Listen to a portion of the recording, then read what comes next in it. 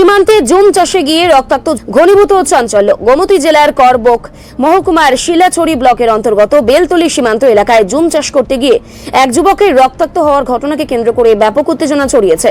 আহত যুবকের নাম ওধান বাবু ত্রিপুরা, পিতা ললিত মোহন ত্রিপুরা। জানা গেছে, প্রতিদিনের মতোই তিনি সীমান্ত ঘেঁষা তার কাটার উপরে নিজের জুম খেতে কাজ করতে গিয়েছিলেন। সেখানেই হঠাৎ কোনো এক অজ্ঞাত কারণে তিনি গুরুতর জখম হন।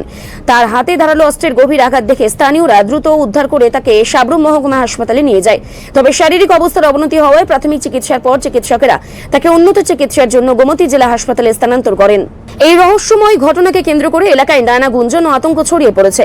ঘটনার প্রকৃত কারণ নিয়ে ধোঁয়াশা থাকলেও স্থানীয় বাসিন্দাদের একাংশ দাবি করেছেন, সীমান্তের ওপার থেকে কোনো বাংলাদেশি দুষ্কৃতী দল এসে এই অতর্কিত হামলা চালিয়েছে। অন্যদিকে গ্রামের অন্য এক অংশের মতে এর পেছনে কোনো পুরনো ব্যক্তিগত শত্রুতা কিংবা সাম্প্রতিক রাজনৈতিক উত্তেজনার যোগসূত্র থাকতে পারে। বিএসএফ এর কড়া নজরদারি ও তার কাটার বেষ্টনীর ভেতরে কিভাবে দিনের আলো এমন হামলা সম্ভব হলো তা নিয়ে প্রশ্ন উঠতে শুরু করেছে।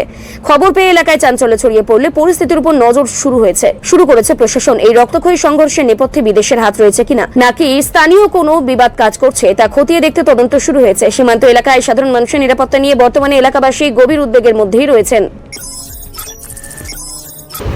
এই যে লোকটাকে নিয়ে আসা হয়েছে ওর নাম কি? ওধান বাবু ত্রিপুরা। বাড়ি কোন জায়গায়? গাবতলী। কি হয়েছে, কি দেখতে পেয়েছো তুমি? হাত কেটে গেছে। কিভাবে হয়েছে জানতে পেরেছো? সেটা আমি পুরোভাবে জানতে পারি না। তারা আমাকে জিজ্ঞেস করে বলছে, তারপর আমি জানতে পারি। আমি হসপিটালে এসে স্লিপ নিয়ে নিই। তোমার কি হয় উনি? উনি আমার বোন জামা। এখন কোন জায়গায় নিয়ে এসেছো? সাবরুম হসপিটাল। রিপোর্ট সংবাদ প্রতীক্ষা।